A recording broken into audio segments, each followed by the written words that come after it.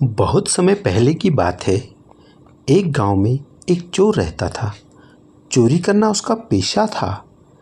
रात होती ही वह किसी के घर से पैसे, गहने या अनाज चुरा लाता और बेचकर अपना पेट भरता। गांव वाले उससे परेशान रहते, लेकिन उसकी चालाकी के कारण कोई उसे पकड़ नहीं पाता। एक दिन उसने गांव के सेठ के घर चोरी करने का निश्चय किया। आधी रात को वह चुपके से सेठ के घर में घुसा। सेठ बहुत धनी था। घर में सोने चांदी के ढेरों सामान रखे थे।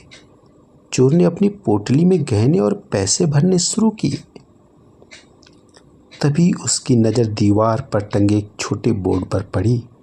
उस पर लिखा था, ईमानदारी सबसे बड़ी पूंजी है। इन शब्दों को पढ़कर चोर कुछ देर के लिए रुक गया। उसके मन में ख्याल आया, मैं जो कर रहा हूँ यह गलत है, लेकिन चोरी तो मेरी आदत बन गई है। क्या मैं कभी बदल सकता हूँ? उसी समय सेठ का छोटा बेटा कमरे में आया। वह नींद में था और बोला, पिताजी मुझे प्यास लगी है। चोर घबरा गया, लेकिन बच्चा मासूमियत से बोला, अरे आप तो पिताजी नहीं हो, कौन हो आप? चोर घबरा गया। उसने बच्चे से कहा, बेटा मैं बुरा आदमी हूँ, तुम पानी पियो और सो जाओ। बच्चा बोला, आप हमारे घर में क्या करने आए हो? चोर ने कहा, मैं यहाँ चोरी करने आया हूँ, और अगर तुम ज़्यादा सवाल पूछोगे तो मैं तुम्हें भी चुरा कर ले जाऊँगा। बच्चा बोला, ठीक है, लेकिन अपनी चोरी के बारे में अपने बच्चों को कभी मत बताना, नहीं तो वे भी चोर बन जाएंगे।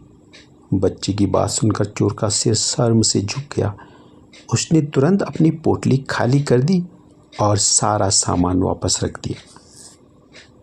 फिर वह धीरे से बाहर जाने ही वाला था कि सेठ और उसका परिवार भी जाग गया।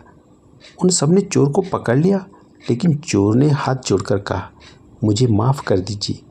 आज मैंने सीखा है कि ईमानदारी ही सबसे बड़ी संपत्ति है।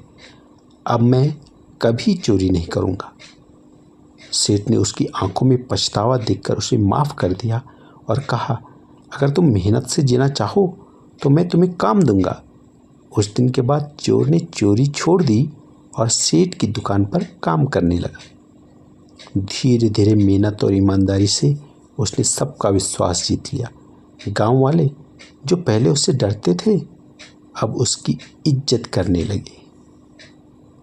इस कहानी से हमें यह सीख मिलती है कि गलत रास्ते पर चलने वाला भी बदल सकता है, यदि उसे अपनी गलती का एहसास हो जाए। सच्चाई और ईमानदारी ही इंसान को सच्चा सम्मान दिलाती है। धन्यवाद।